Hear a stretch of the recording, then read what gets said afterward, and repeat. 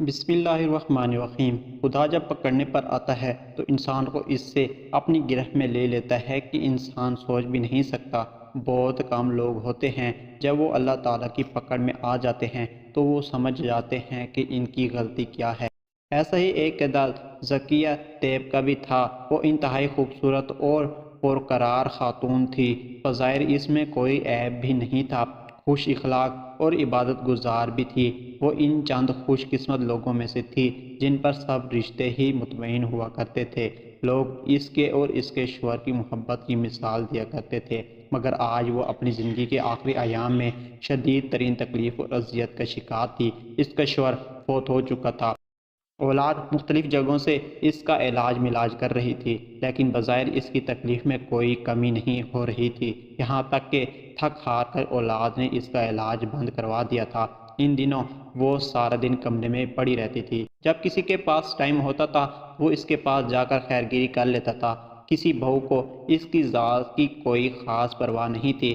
البتہ جب کبھی بیٹیوں کو فرصت ملتی ہے تو وہ آتی ہیں تو وہ اپنی ماں کی خدمت ضرور کیا کرتی ہیں۔ ایک دن اس کی بڑی بیٹی اس کے سر کو اپنی گود میں رکھ کر دبا رہی تھی اور اس نے آہستہ سے اپنی ماں سے پوچھا تھا کہ ماں جی، میں آپ سے ایک سوال پوچھنا چاہتی ہوں، اگر آپ ناراض نہ ہوں تو مجھے اجازت دیں۔ اس نے اپنی بیٹی کو سوال پوچھنے کی اجازت دے دی تو اس کی بیٹی نے سوال کیا کہ ماں جی، آپ مجھ سے میں بہت ساری خواتینوں کے لیے ایک نمونہ تھی زندگی گزارنے کا، لیکن پھر کیا وجہ ہے کہ آپ آخر میں اتنی مشکلات اور پریشانیوں کے شکار ہو گئی ہیں؟ اپنی بیٹی کا سوال سن کر وہ کچھ دیر کے لیے خاموش ہو گئی، جیسے سوال کو اگنور کرنا چاہ رہی ہو، لیکن اس کی بیٹی نے جب تیسری بار اپنے سوال کو دہرایا تو اس نے اپنی بیٹی کے چہرے پر ہاتھ پھیرتے ہوئے اس کا چہرہ اپنے لبوں کے قریب لایا اور اس کے کان میں بتانے لگی کہ مجھ میں ایک بہت بڑا عیب تھا۔ اس وقت میرا اللہ تعالیٰ گواہ تھا اور کسی کو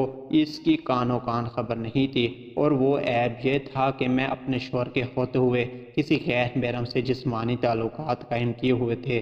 میں جو بہت زیادہ عبادت کرتی تھی، جو بہت زیادہ پارسا بنتی تھی، وہ اسی لیے ہی بن کے رہتی تھی کہ کہیں کسی کو مجھ پر کوئی شک نہ گزرے۔ اگر کوئی شک گزرے بھی تو میری یہی عبادت میری ڈھال بن جائے اور میں کہہ دوں کہ میں اتنی پاکیزہ پھر کیسے رہ سکتی ہوں۔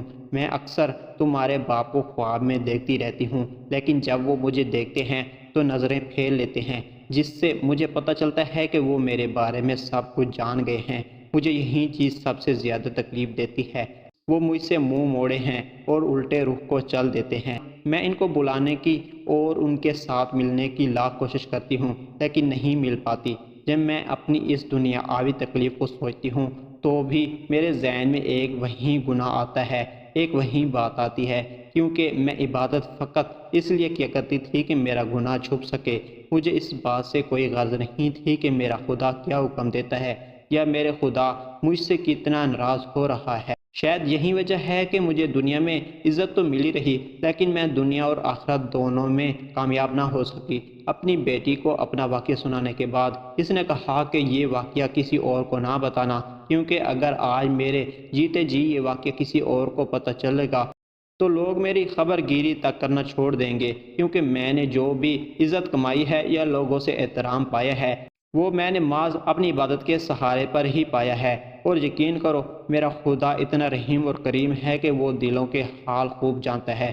وہ بھی جانتا ہے کہ میں یہ عبادت کس لیے کر رہی ہوں، میری اس عبادت کا کیا مقصد ہے، اور اس بات کا علم ہوتے ہوئے کہ یہ عبادت میں بالکل بھی اللہ تعالیٰ کی رضا کو مد نظر رکھ کر نہیں بلکہ اپنے گناہ کو چھپانے کے لیے، اپنے لوگوں کے سامنے پاکیزگی رکھنے کے لیے کر رہی ہوں۔ اس کے باوجود اللہ تعالیٰ نے مجھے دنیا میں اتنی عزت دی تھی، اتنا مقام دیا کہ لوگ مجھے دیکھ کر اپنی نظریں جھکا لیا کرتے تھے۔ میں کئی بار مصلی پر بیٹھی ہوتی اور میرے دل میں یہ خیال آتا کہ میں جو یہ غیر محرم سے تعلق قائم کیے ہوئے ہے یہ غلط ہے، مجھے یہ چھوڑ دینا چاہیے، لیکن میں پھر بھی اس کام سے باز نہیں آتی تھی۔ یہاں تک کہ وہ وقت گزرتا رہا اور دل بھر جانے پر میرا محبوب خود بھی مجھے چھوڑ گیا۔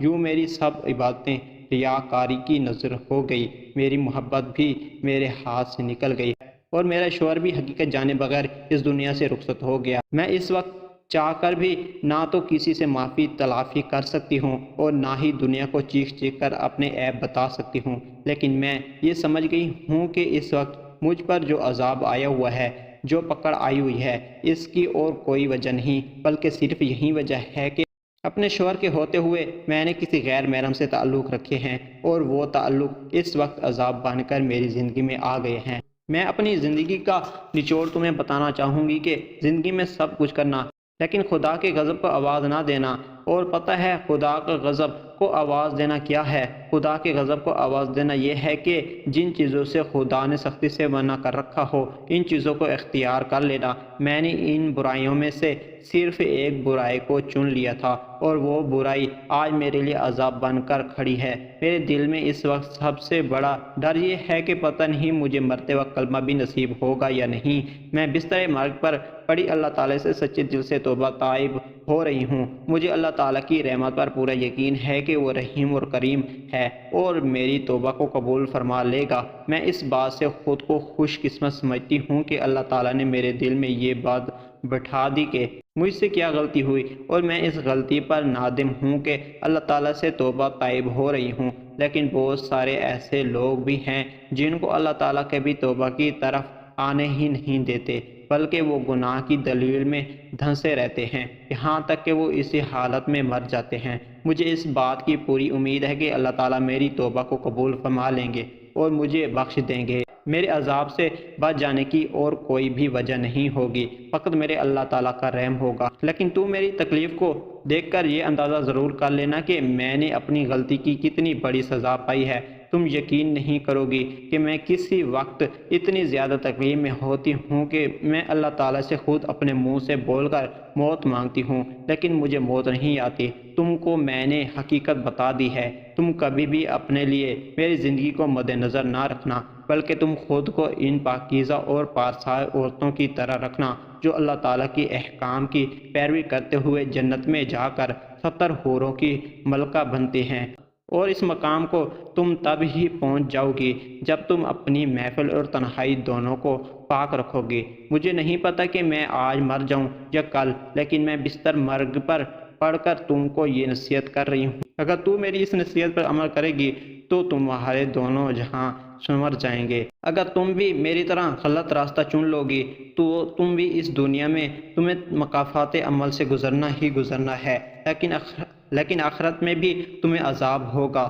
میں اللہ تعالیٰ کی گرفت میں آتے سمجھ گئی تھی کہ میری کیا غلطی ہے۔ میں نے اللہ تعالیٰ سے توبہ بھی شروع کر دی، لیکن ہر کوئی اتنا خوش نصیب نہیں ہوتا کہ اسے مرتے وقت توبہ اور کلمہ نصیب ہو۔ اگر ہو سکا تو میرے لیے دعا کرنا، میرا ماضی جان کر مجھ سے نفرت نہ کرنا، اور کبھی بھی اس گناہ کی راہ پر نہ چلنا جس گناہ کی راہ پر چل کر میں نے اپنے اللہ کو ناراض کر لیا ہے۔